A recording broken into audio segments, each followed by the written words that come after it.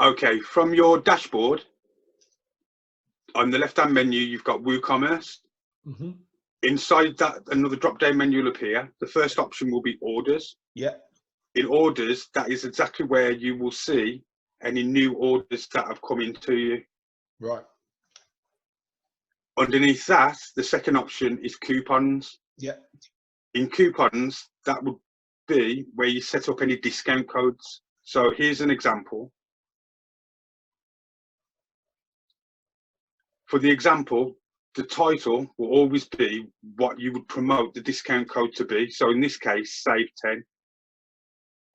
Then you can select the discount type, which you've got fixed basket, a percentage discount, or a fixed product discount. And then you put the amount.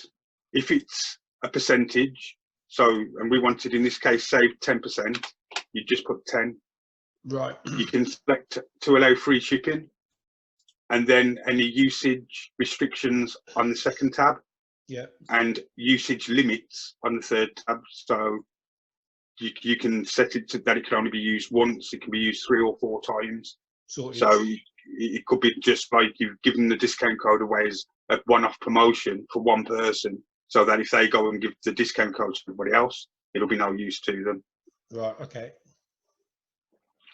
Underneath that, you've got reports in the WooCommerce option. That will show you how much money you'll have taken off any of the orders that you've received. Mm-hmm. Then underneath that, you've got settings. Now, you won't want to mess with anything in settings, and apart from once when you want to change your bank transfer payment option, in other words, the details of your bank account. Right. So to do that, you click payments. Then in the menu underneath, you can see the different options that are available. Yeah. You've got cash on delivery and also direct bank transfer selected at the moment. To give them your bank details, you click on the right-hand side, manage. Yeah. And then you'll see here, account details. Yeah.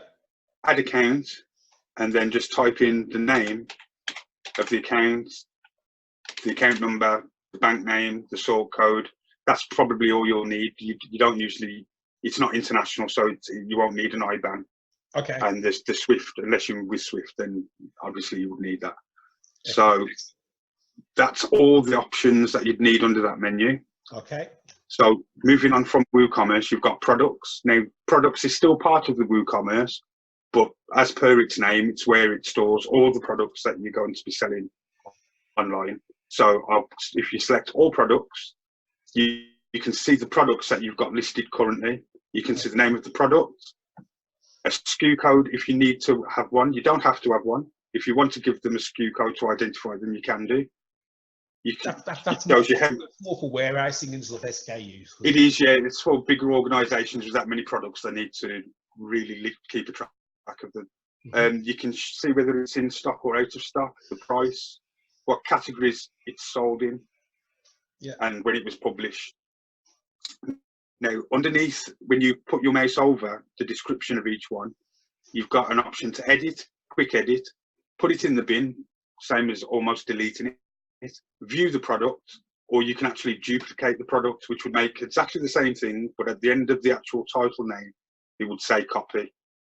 Now, if we go on to quick edit, you can have a look from the quick edit section. You can enter a SKU if you need to, the shipping class, the visibility in the catalogue, whether it's a featured product, and you can also select what product categories you want it to go into as well. If you need to do anything more complicated, like editing the details or the description, you would literally either click edit or you can click on the file name of the product. When you go into there, it's very much similar to when you create a page or a post. So you've got the title, which will be your product name. You've got a paragraph to give a description. Underneath that, you've got SEO. Now, that is a completely separate class, which will, I assume, cover another date. So for now, we'll leave this section because we're concentrating on the products. So we go down to the product data section. Now, you can select what type of product it is that you're going to be selling. In the case of Genea, it's going to be always a variable product. The other options that are there are simple product, grouped product, and external affiliate product. Because you won't need them, there's no real need to go into any explanation of them, because you're always going to be selling either the same thing or a variation of the same thing. So here you can enter a SKU code, which in this case, you're not going to need that, so you can completely ignore it. You can manage the stock levels, which is what you probably will do going forward. At the moment, it's set in there, so it's not being managed, so the product is always available. If you click on it, you can actually say how many items of each stock you've got, and you'll get reminders in your product section to alert you when things are actually going to be running out of stock, so that you could reorder them. And it also allows people to be able to back order if necessary. So as you can see here, it's got do not allow at the moment, but you can have allow by, but notify the customer, or just allow. But at the moment, it's unmanaged, so that you're always showing in stock, because obviously I didn't know what stocks you've got available currently. Underneath inventory, you've got shipping. This is where you would put the weight. Over the weight is in decimal form, so that would be the weight of the option. Now that would be related to if it weighs more, it's going to cost you more, etc., etc. In the case of Genea, completely unnecessary, because I assume you're not going to be shipping out any products. If you are, this is where you would actually amend those details to apply any extra costs that it's going to cost the customer because it weighs more, or the size and dimension of the package. You've got no shipping classes, because as far as I'm aware, currently you don't do any shipping, so you don't need that at the moment. Linked products, this is where you can select items to upsell and cross-sell. So if you sell in one specific product and you want to make sure that you're promoting another product while people are looking at it, you would search for the product in here. It needs no more than 3 characters, so let me have a look. If I type in shoes, it's got Dr. Comfort shoes. You could select that, and it would then show Dr. Comfort shoes related to that product. Or cross-selling, exactly the same way, type in the characters and it does exactly the same thing. Attributes. The attribute would be when you've got variations in the product. So, for example, if you've got a pair of shoes, they're different sizes and they're different colours. In the case of this product, we just had different sizes, we didn't have different colours. So we've selected that there's different size attributes to this product. Then underneath that, you've got the variations of the attributes. So you would add the different sizes that you would actually require. So because we've got sizes in this product, you've got sizes 3, 4, 5, 6, 7, 8, and 9, and you would actually add those in to the actual product itself. Each product has to have that it's enabled ticked. You click expand in the menu at the top here, and you will enable each product, because once you've got the variations in there and selected sizes, it will automatically put this process in there for you and list them. So you'd select a picture, enable the product, the price, and show that it's in stock. And you would do that for each of your variations in the attributes of each product.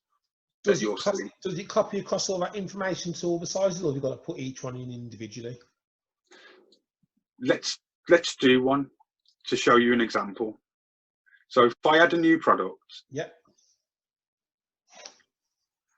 and I will just call it test product. I'll give it a description of test product. Yep. We'll give it a price. No, the price, because there's going to be variations, won't actually go into that part, I don't believe. Let me just check the inventory. Shipping, yep. New products, right, yep. We go straight to attributes, and we want to add an attribute. So in this, we're going to do sizes and colours for this product. Okay. So we want the colour attribute. and we also want the size attribute. Yeah. Now we want to select what colours are going to be available. Yeah. So we go in there and it shows you the colours that we've set up already to have available in the attributes. Attributes can be set down here. Right. So in this case, you've got black, blue, rose gold and white items. We'll select blue. Yeah. Actually, we'll select two. We'll have blue and rose gold. And then we want the sizes. So we've got all the sizes that we've got available out of all of your products. Yeah. We'll have 3 of those sizes. Size 3, size 12, size 11. Yeah. Then you want to save the attributes. Now, when you save the attributes, it will automatically create what you need. So if I press expand, bundle first, sorry, and then go back to attributes and you have to select use for variations on each product, then save attributes. Then go to variations, and we're going to be wanting to add or create variations from our attributes. Because we've already told it what attributes we've got, we will want to create variations from all attributes and then select go. So this will now create every single size and colour of the item that you have got available. In this case, there's 4 different variations. Press expand all, then you can select a picture for each item, make sure it's enabled. You can give it a SKU if required. You give it a regular price. Now, you've got regular price and sale price. So if the regular price of the item is £20, but you're selling it for £15, it makes the customer know when it displays it that this is a discounted item. It also makes the system know that you've got a discounted item, so that we could then show in a section any items that you've got on discount, which I believe we've got set up. Let me have a look for you. No, we removed it, didn't we? The idea would be you'd have a section which shows whatever you've got on special offer. So if you ever need that set up, just let us know. Let's go back to the other screen. Now you'd need to do that with each of the items that you've got. So it's showing you that you've got here your black size 10, your black size 11, your rose gold size 10, and your rose gold size 11. So you would enter the details for each of those attributes and then save. And then that product is then ready, available and live. So if we go to all products, oops, sorry, then after you press save there, you need to publish the product. Oh, so if I wanted to add an image, I would just click that icon on the variations of the attributes. Yeah, I'll show you. Click variations, expand them all, click on the actual item, and then you've got everything that's in your gallery currently, or usually you'd have to upload a new file, and then you just click, you've got JPEG. Well, there's many different forms that you can pick, but it's usually JPEG or PNG file. And then that would actually put that automatically in there. Excellent. All right, brilliant. So if we then look at all products,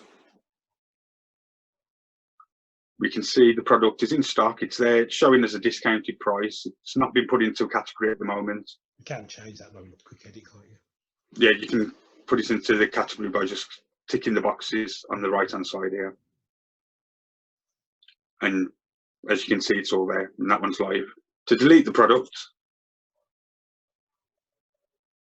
in fact, we'll put it into a category for now, quickly, just to show what would actually happen in real time. We'll put it into Dr. Comfort, press update.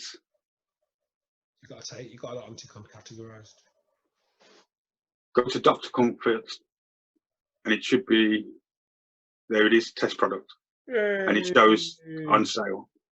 Whoa. And then you've got select your product options. When you select on that, it gives you the size that you can pick. Because we hadn't entered any details into the others, it's showing that they're not available. Yeah. So you just select that you want black. it would actually change the pictures to the colour of the picture in the shoe because you put different pictures in for different items. And then they would add to basket. To delete the product, we just move it back to bin. We go back to Dr. Comfort. It's now no longer there. Brilliant. And that's how you had a product. Brilliant. Right. I'm going to just stop the recording.